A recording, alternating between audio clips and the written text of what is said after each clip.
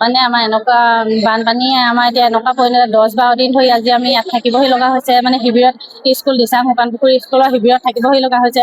মানে এনেকুৱা পৰ্যায়ত তেনেকুৱাতে আমাৰ ছোৱালীও শান্তি বিয়া হ'ল যদিও এতিয়া মানে এনেকুৱা পৰ্যায় হৈ আছে ঘৰ দুৱাৰ বানে উটুৱাই নিলে তেতিয়া থাকিবৰ কাৰণে কোনো মানে ব্যৱস্থা নাইকিয়া হৈছে। এতিয়া ছোৱালী নিয়ম নীতি কৰাৰ পিছতো মানে এনেকুৱা পৰ্যায় হৈছে এতিয়া আমি বেলেগত বা শিবিৰতে হ'লেও ৰখাব লাগিব এনেকুৱা পৰ্যায় হৈ আছে। এনেকুৱা মানে এতিয়া যোনখিনি 4দিনীয়া নীতি নিয়ম সেই নীতি নিয়মখিনি আমি মানে কৰিবলৈ আগবাঢ়িছোঁ। আগবঢ়াৰ ক্ষেত্ৰতো মানে বাইদেউ স্কুলৰ ষ্টাফ দিচাং শুকানপুখুৰী স্কুলৰ ষ্টাফ আৰু তাৰমানে ওচৰৰ ৰাইজ লগ লাগি মানে এনেকৈ সহায় কৰিছে। সমীৰণ দাহঁতেও সহায় কৰিছে।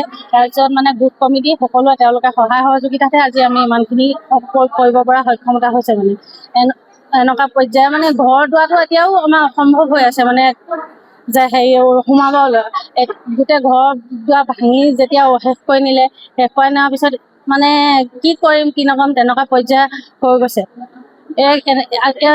সকলো নিউজ চেনেলৰ জৰিয়তে মই মুখ্যমন্ত্ৰী মহোদয়লৈ অনুৰোধ জনাইছোঁ যাতে আমাক অকণমান সহায় সহযোগিতাও পিছত আগবঢ়ায়। নহ'লে আমাৰ মানে এনেকুৱা হৈছে এতিয়া ঘৰ বনাবলৈও চিন্তা হৈ গৈছে। মানে এনেকুৱা পৰ্যায় হ'ব সকলো সা সম্পত্তিও এনেকুৱাবিলাক উটুৱাই নিলে। সেইবাবে মই তেওঁলোককো অনুৰোধ জনাইছোঁ। যিকোনো খবৰৰ বাবে যোগাযোগ কৰক 9181307221 আমাৰ এই নম্বৰত।